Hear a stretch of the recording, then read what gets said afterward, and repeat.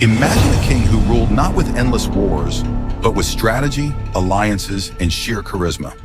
His name was Bayint, and in the 16th century, he transformed Myanmar into the largest empire Southeast Asia had ever seen. When Bayint rose to power in 1551, the region was fractured. Small kingdoms like Ayutthaya, Lansang, Manipur, and the Shan states were competing for dominance. Most kings relied solely on brute force, but Bayint knew that wars alone could not hold such a vast land together. He needed a different strategy. First, he mastered diplomacy. Instead of destroying defeated rulers, he often reinstated them as vassals, demanding loyalty, tribute, and troops for future campaigns. This clever system allowed him to control distant lands without spreading his own army too thin.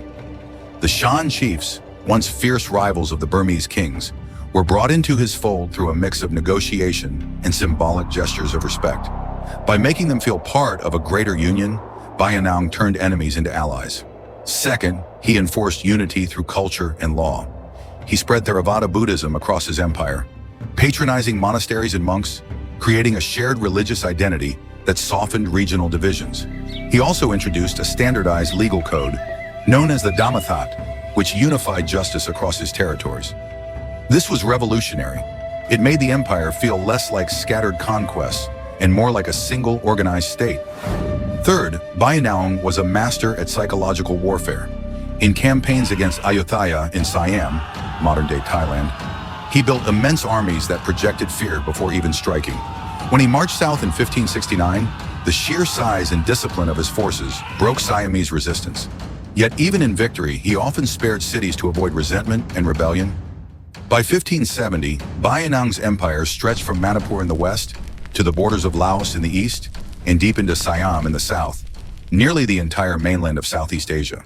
His capital at Bago Peku became a glittering hub of trade, filled with merchants from India, Persia, and even Portugal. But Bayint's genius was also his empire's weakness. His system relied heavily on his personal leadership. After his death in 1581, the vast network of vassal kings and tribute states unraveled quickly as local rulers asserted independence. The empire he built in 3 decades collapsed in less than 2. Still, Bayint remains a towering figure in Southeast Asian history, not just for his conquests, but for how he used diplomacy, religion, and law to bind together a diverse world. A king who understood that power is not just taken by the sword, it is held through loyalty, trust, and vision.